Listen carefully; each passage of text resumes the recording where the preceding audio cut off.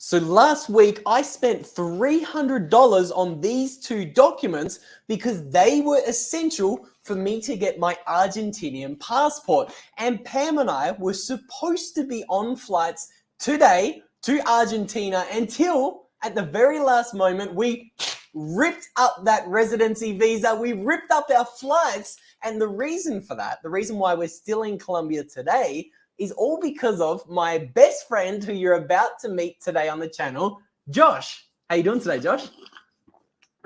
I psychologically manipulated Luke into staying in Colombia. And this will be a perfect sales lesson because I did the Russell Brunson value stack on the phone with Luke, trying to convince him to stay because why the hell would you leave this place? So let's give the people some framing, okay? So I have to be in Argentina for 3 months straight if I want to be able to apply for my citizenship in October 2025. But right now we're in Colombia. We're in Medellin, my second favorite city in the world, a city where we actually lived together for 6 months together in 2023. So I've actually, at the last minute, I didn't board the flights today with Pam. We changed the flights, we canceled the flights, and that is because Pam and I want to spend the next 3 months in Colombia hanging out with you guys at the mansion we're at right now, talking YouTube, talking a little bit of Bitcoin, talking a lot about nomading stuff, business stuff. So Josh, I think maybe you can tell the people how you convinced me to not go back to Argentina and essentially get my passport or my application for my Argentina passport delayed by 6 months. Yeah, I mean, it's easy to sell someone who wants to be sold to.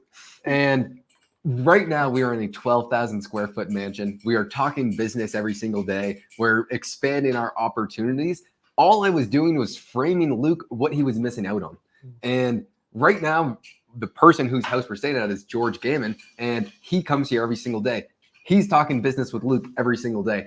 This type of opportunity does not come once every 6 months. You could get your Argentine residency and passport pretty much whenever. I don't know if you're going to have this opportunity next year. And I was basically just telling Luke, you're a fucking idiot, pardon my French, but why would you leave this right now? Luke, we're living for free in the most spectacular house either one of us have ever seen in our entire life. At the same time, we are expanding, growing our businesses, being together. You're not going to get that same type of thing in Argentina, even if you get the passport 1 year earlier. Yeah, so this is a great point. It's a phenomenal point. It's all about opportunities. So what is the opportunity cost? Okay, so obviously, as you say, Josh, I always have the opportunity to get that Argentinian passport, okay? And right now, what I've decided to do is I've essentially delayed my passport for 6 months. So I haven't delayed it by a whole year, but I've delayed it by 6 months. So for those who don't know, you have to spend at least 6 months per year in Argentina for 2 years in a row, and then you're able to actually apply for your citizenship. But we arrived here in Colombia. We took one look at this view here. So this is the view from the place we've been lucky enough to be staying at. And we've kind of fell in love with Colombia. We were reminded of how much we love Colombia. As you can see, this is the city we're staying at, Medellin. How do you say it? I'm a bloody gringo as well. Medellin, I think. Medellin. Let me actually share the video so the guys can see the view of where we're at right now. So like Josh says, we have an incredible opportunity, not only in the living arrangement, but also we have some amazing friends like George and a lot of George's friends here in Colombia, where we don't get the opportunity to hang out with them all day, every day, every day of the year. Okay. So again, this all comes back to opportunity cost. Okay. Like this is something that I talk a lot about on the Bitcoin channel. It's great to have Bitcoin, but if you don't spend your Bitcoin, you're missing out on a lot of life experiences. So I think that is a pretty big and important one. Chico, the man in the van, says that I live in a 60 square foot mansion. Mansion. I love that. Well, that's brilliant. Well, just a few years ago, you were living in a mansion as well. I was. I might quickly show you guys my mansion. That's a great joke. For those who don't know, I did live in a mansion myself. These were my two little get-arounds. So I lived in these for about 18 months. in Australia. I had 2 This little van I picked up for about 2,000 big ones. Have a look at the bed in it. It was a tiny little bed. It was a custom-sized bed that I picked up from the hospital because it wouldn't fit. It wouldn't. A normal single bed wouldn't fit in it. So I've been in my. This is how Chico, the man in the van, and I actually initially kind of connected. He has a YouTube channel where he talks about his experience in the van, which is pretty funny. I once again realized I'm not actually sharing my screen. I apologize, guys. I'm an absolute rookie at this. But as you can see, there's my 2 little vantions. They're certainly not as good as Chico, the man with the vans. But yeah, I mean, this. So Luke, I have a question for you. Yeah, hit me. What was the opportunity cost for you of leaving Colombia? Because you were dead set. You had your flights booked. What was it for you that pushed you over the edge? So there's many things. I mean, so we haven't been back to Colombia in 6 months. So we kind of forgot how beautiful Colombia is. So Colombia's amazing. The food is just as cheap as I remember it to be. So I think Colombia has the second cheapest food that Argentina has. So that's a big reason why we like Argentina so much, because it has such cheap food. The weather here is incredible. So it's sunny. Just before I left Argentina 2 months ago, I had like chronic sickness. I was super, super sick for 2 weeks straight, bedridden. And I think that was largely due to the cold weather. But the thing that tipped me over the edge was, of course, the networking opportunities, the hanging out with friends opportunities. Pam and I would just be going to live in a little Airbnb in Argentina.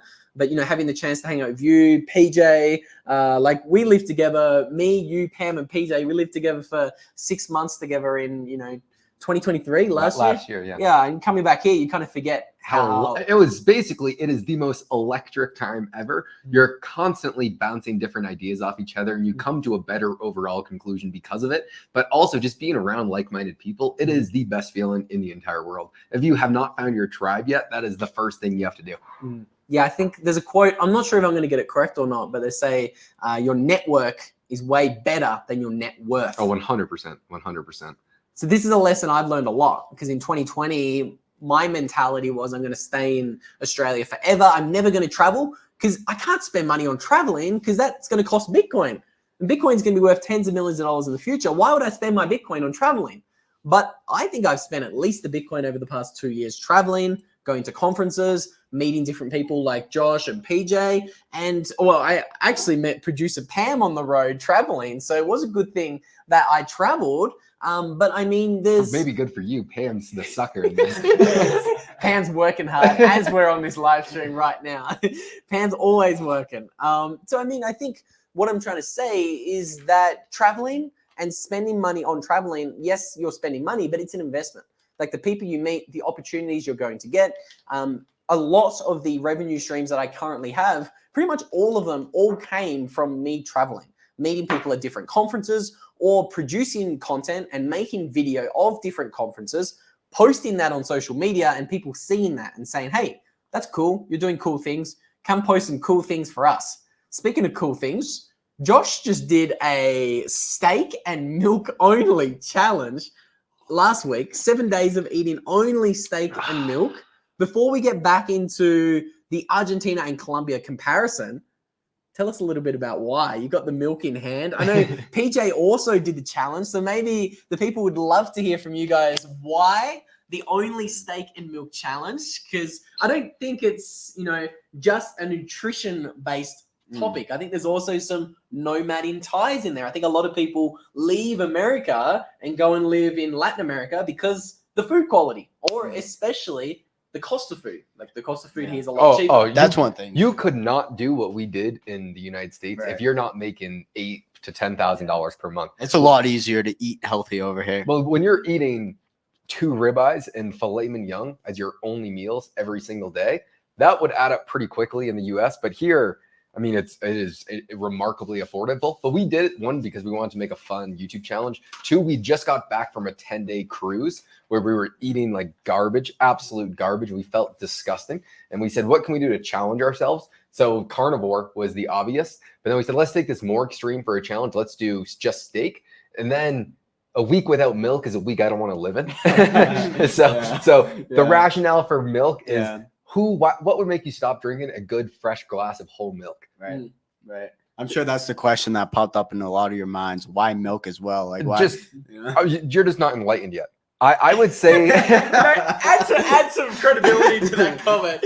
Why milk, PJ? Why Oh, only my milk? God. I'll tell you something that Milk do the body good. Dude, all right, guys.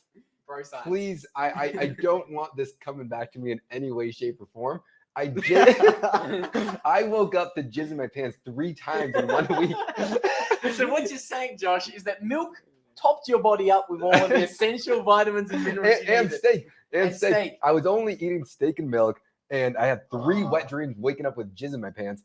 That does not happen under normal circumstances. And despite the fact that you do look 13, you're actually in your 20s. 21, not as old as this bastard. No, I'm getting on. So you're saying that this is testosterone boosting activity. My testosterone has never felt higher. I feel like a threat to society. Yeah. It's almost instant after taking a sip. Someone said Coke and pancake challenge. That is disturbing. Coke and pancake challenge. Let's go. But this is what Luke's drinking. No, that's on Pam. Get producer Pam on camera so she can take the fall for this. Let's compare the testosterone levels. We're gonna get our blood work done tomorrow. Actually, we actually are. Yeah. He has the age on us. I mean, he's 27, going on about 75. The Coke is not mine. Whoa! Pam just said it. Whoa. Pam said it. The Coke is not hers. But I think, Josh, you mentioned something very interesting that a lot of people watching this video will want to know about. You said to do this challenge, a steak only and milk only challenge in America would cost $8,000 to $10,000. No, well, you would have to be making that much. Yeah. It would probably cost you maybe $3,500. Yeah. That'd be my guess, maybe 3,000. But to do that, you're also paying rent. You have your car bill. I mean, it's unaffordable if you live in the U.S. And how much would you have to be making to do that hair? Probably $4,000 a month because your rent, if you're living with someone, your rent's going to be significantly cheaper. If you eat Colombian steak, the quality there is pretty bad. But just if we only like to eat high quality food, and that's what you're getting here, probably if you're making $4,500 per month, you can do that pretty comfortably. Okay, fascinating. Because I think cost of living is something that everybody who's a nomad wants to know about. And I think it's really interesting. Here in Colombia, I feel like the meat is maybe the second cheapest meat in the world behind Argentina. Going to Argentina, their steak is much better though. Yeah. Like here, I get U.S. steak. I'm getting a U.S. graded ribeye. I'm getting U.S. graded filet mignon. There, you are getting the Argentina stuff, and it is 10 times better. Yeah, I agree. So the steak in Argentina tastes better. It's also way cheaper. So the only sticker shock, so to say, that I've had here in Colombia, I've been pleasantly surprised with the prices of most things, except for the really high-end ribeyes. So the high-end ribeyes, I'm paying here $30 for what I can get US? for $30 for what I can get for $8 in Argentina. Yeah, because the ribeyes are coming from Argentina. They're coming from the U.S. here, and I've seen that as well. Actually, yeah, because the filet mignon's quite a bit cheaper here, but I like ribeyes, and I don't care what I spend. I always tell Luke to spend more money. I live under the assumption of just increase your income and everything else comes along. So I don't even, honestly, I have a bad habit. I don't even look at the price. I just care, is this good for me? If so, then I'll buy it. And that's a beautiful place to be in. And I think when I first met you a year ago, I think I had one revenue stream, and you were the big influencing, or let's say motivating factor. I'm just a dick. Who encouraged me to go out there and get a ton more revenue streams. So Josh, maybe we talk business for a bit. Why do you think it's so important that someone increases their income so that they don't actually worry about what they spend their money on? I used to have the same mentality that you did. That this is why it bothered me so much when we first started living together. I thought that you should not consume anything. You should just save all your money and you should invest 100% of it. That's what Warren Buffett said, right? And then I started hanging out with George Gammon, the first guy that I started working for. I have his logo tattooed on my leg, and that's how I got the job. But when I met him, whenever we'd go out with, didn't matter how many people or who it was, he would pay for every single person, and he would never even look at the bill. And I would think to myself, holy shit, that has got to be the most inspiring thing ever, because it's not just affording your lifestyle, but being able to bring other people into your lifestyle. And then I asked her, do you not mind? Like, are you okay spending this much money? He said, Josh, why do you want to make money? And for me, I was like, well, to do exactly what you're doing. You can spend the money on the people that you love, that you care about, that you want to be around, that maybe can't afford it. But at the same time, you can travel whenever you want to. You can have the complete freedom that everyone talks about. Basically, why everyone wants to make money, to have freedom to do whatever you want, whenever you want to.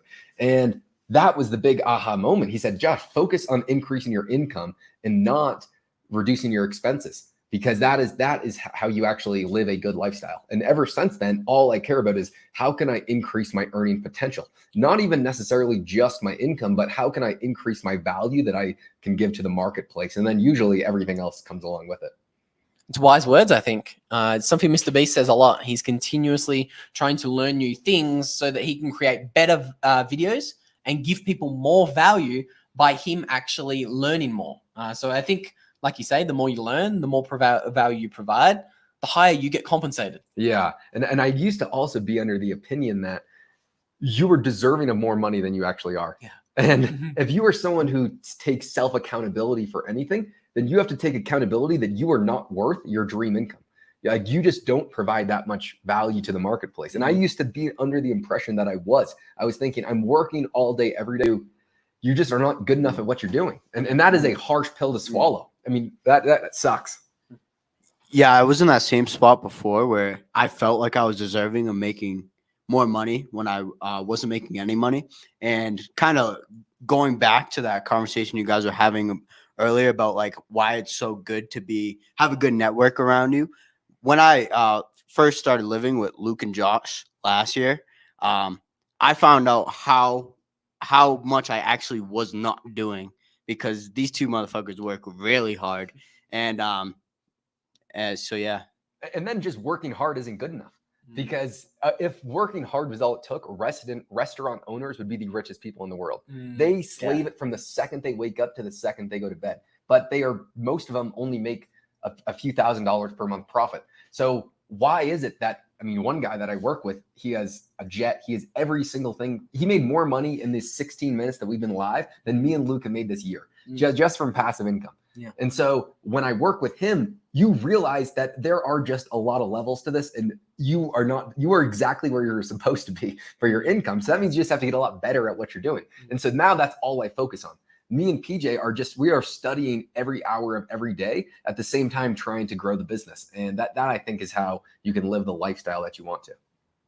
Wise words. I think that was a long-winded answer of saying why we should spend more money. It's a good answer. It was a really good answer. And I think it puts things into perspective. Like, it's all about how much you make.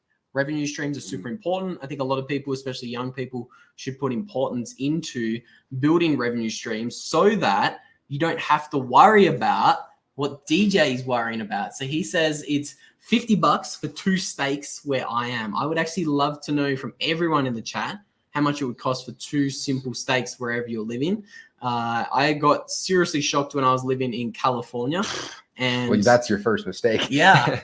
Well, again, let me reframe that and walk it back. I've never living in California, but I had a base traveling in California for about 9 months. And I think this is important because we have a few people in the chat. Johnny says you could do ground beef, butter, bacon, and eggs. So Luke, going back to the title of the video, which is Medellin versus Argentina, where would you, let's say the network was the same, where would you rather live? So for me, it would actually, my original plan wouldn't change too much. It would still be Argentina for summer, but then, well, so but probably Colombia for winter, the colder months in Argentina. And he's talking about the South American summer. They're opposite from the US. So when you say summer, right now it is winter in South America. But Medellin, the temperature doesn't change, and Argentina would suck right now because it'd be so cold, but the summertime it'd be great.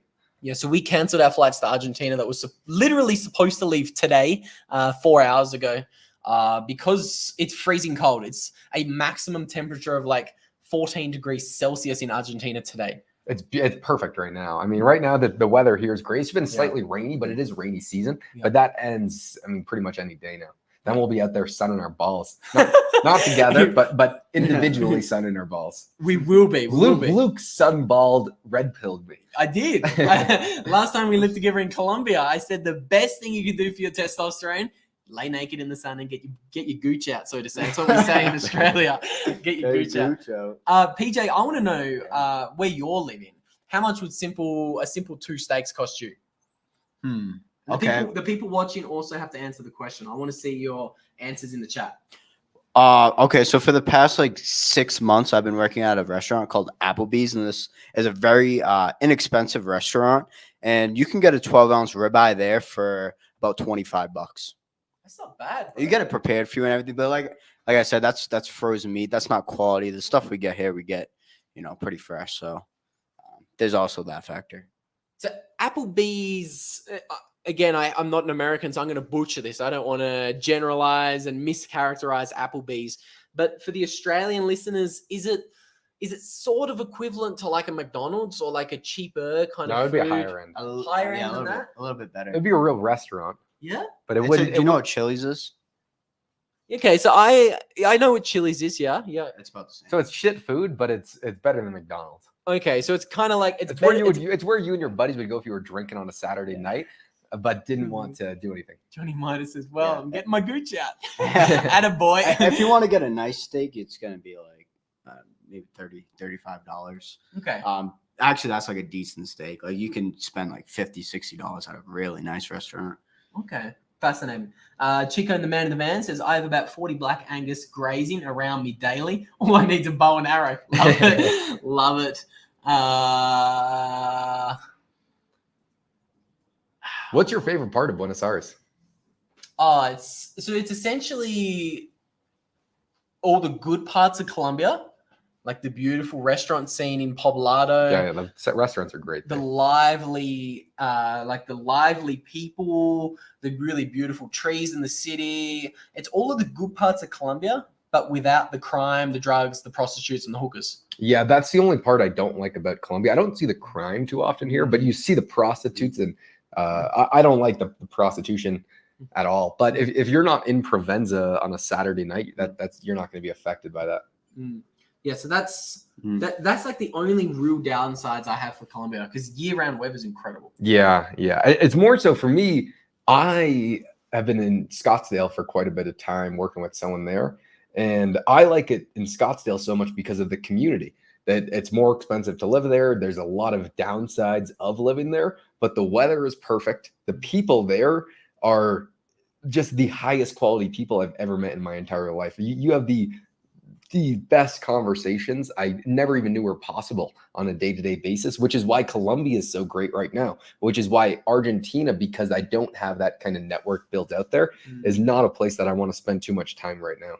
The network's a big thing. Network is massive. I mean, it sucks. I hated Arizona when I first moved there. I absolutely hated it because I didn't know anybody. But it's different. A few months go by and you could build a great community of people. Well, I think there should be a caveat involved there. You are driving around Robert Kiyosaki's old car. What is that, like a $300,000 car? 1957 Porsche Speedster. And he's not fucking around. I'm going to put I'll link to his channel in the comments down below. You can verify that claim. So I think you have a great network, obviously, because I'm also hanging out with Ken and Robert and all their friends. So we're getting dinner with the governor every weekend. So, I mean, that is a completely different dynamic than if I was moving into Buenos Aires by myself without knowing anyone. How do you go about building a network when you're in Argentina by yourself? It's like nomad meetups, Bitcoin meetups. If you Pam and I have been posting a lot of videos together just traveling for the past couple of years. So we do get a lot of people like reaching out saying, hey, you're in Argentina, let's catch up. But what if you weren't? What if this was your first time you came to Medellin, you didn't know anybody? How would you make friends and how would you build a group of people? I'd go straight to Nomad list and I'd jump into group chat. There's lots of like Nomad meetups and Nomad meetups. Like nomads are pretty fascinating people. Like they're living in a different country because they've created an online business. There's not like, yes, there's some people who just do like freelance work, but a good majority of the nomads you meet are like creating businesses, building, scaling, really interesting things. Yeah, probably also at the gyms here. I've met some pretty cool people just at anywhere I am, I always try and go to the most high-end gym because usually the people that you want to hang out with work out, and then they also they pay for the most expensive gym membership in the nicest area because I mean, there's some really cool people at the gym we go to here. I usually don't talk to them. Me and Peter are usually just thinking about all the hot girls that are there and not doing anything about it. It's easy to get distracted there. But we have it's very easy to get distracted. We have met some really cool people there. If our goal was networking, I mean, right now I'm so clear on what I need to do. Like networking's a little bit. Just it's out of Josh actually needs negative networking. He's pushing people away right now. That's actually true. I mean, I'm just in such a weird situation where I'm trying to not network pretty hardcore. But other than that, I mean, it's a really great place to meet people, I think. I agree. Pam McLovin says Pam wants a steak burger. I think she's thinking about the pancakes she's going to make after yeah, us. she is. She's eyeing them off. They're on the counter. I'm eyeing them off because because pancakes weren't even on my mind. No, I say that I'm craving a burger. Literally. Oh, she's where craving did a you say burger. that? Okay. Okay, so Robert says that he's seriously considering going to Argentina this month, but missed the beginning. Well, it's winter now. Yeah, so if you're going, Rob, make sure you pack a hoodie, you pack a jumper, you pack a sweater. It's going to be cold down there. Is it worth even going to travel there right now? Yeah, I mean, I like the cold. I actually like it, but for like a week at a time, it is a beautiful place. Mendoza was my favorite place. It was the winery. It was the most peaceful, scenic area on the planet Earth. But my problem with Buenos Aires, I didn't really have a problem with it now that I think about it. I wasn't there long enough. I liked it a lot. I was 100% down for moving there if I didn't have such a good setup in Scottsdale and Medellin. Yeah. It's all about opportunity cost, like we were saying earlier. Exactly. And it's not that cold as well. Like, it's warmer than Canada. It's probably warmer than Boston, where you boys are from. Yeah. So like it doesn't get to freezing in Argentina. Right now, it's the coldest it will ever be. And it's like 3 or 4 degrees Celsius overnight. That's the coldest. And it gets up to like 14 that's degrees perfect. Celsius. That's actually not too bad at all. Yeah. But you're not going to be able to get a tan. And the sun, after being in Arizona and being outside in the sun every single day for 6 months, it is the best feeling in the world after being on a mainly steak-based diet and not eating any seed oils or junk. I think that's the main thing, just cutting out all the seed oils and processed food. I mean, I feel like $1 million right now, PJ. I know you do as well. It's weird waking up to jizz in your pants a lot of the mornings, but besides Oh my God. besides the downside of your testosterone being too high, I mean, which is a great benefit. I highly recommend that. Giving it a try. Oh, he's speaking about jizzing your pants and yanking. McLovin says that his comment got yanked. Well, I would never yank myself up. I mean, like I would have a zero tolerance to masturbate. I think nobody should poison themselves with that. But if you do it, if in your sleep you wake up to a cum load, there's nothing natural. There's nothing you can do about that. But yeah, porn is poison. Are there any other interesting final notes that we're going to end this stream on? I think we should wrap it soon. Pam needs to make her pancakes. Rob says that he's in Wisconsin. He has to wait till July so that his company's stock got vested. Okay. If you haven't checked out Paraguay Tax Residency, Rob, I'd encourage you to check that out if you do plan on living in Argentina. It's a popular combo. How much does that cost? $1,600 for Paraguay Tax Residency. Only $1,600? Yep. Well, here it's $250 for your residency. $250,000 invested. It says pesos. No, US dollars. US. Okay, so you get again. This is why I really like Argentina residency and citizenship. You don't need to pay anything to get the 2-year residency and then apply for citizenship. You might need to pay $1,000 in legal fees, yeah. But all you need to do is show that you earn $2,000 a month for Argentina. That's it. So it's $24,000 a year, but then you become a tax resident. So you might have to pay 20% taxes on that $24,000. Would you evade taxes there, or would Never. you pay them? You would pay them. Oh, of course, I'd pay my taxes. Yeah, 100%. So you actually have to show. Like legally that you're making that money. So that means you have to pay the tax on that. So money. you would legally be making $24,000 a year. 100% legally. I wish I could make that amount of money. I wish. I hope the ATO listens to this video. But yeah, I mean, of course, I am a law-abiding citizen. So I would be because paying you're very taxes. governable. Very governable. Yeah. Very governable. That's why I'm a Bitcoiner. Right after you got the clot shot. Oh yeah, as if. That's why I'm never going back to Australia. But again, I think this is so in Colombia to get a residency, you need to invest $250,000. In Argentina, you only really need to pay $3,000 of taxes a year for 2 years, and then you can apply for citizenship. So a lot of people wonder, hey, Luke, why have you chosen Argentina? Some people might be wondering, Luke, why have you given up on Argentina? Well, I haven't given up, okay? If you do want to learn everything about Argentina, I actually have a video on the channel I did 4 weeks ago with a very similar thumbnail to today's video, which says approved. And I got my documents in order, ready for me to apply for citizenship. And now today, with a very similar thumbnail, if you guys have joined this stream late, I kind of explain why I'm delaying my citizenship process by 6 months to stay here in Colombia in the amazing warm weather.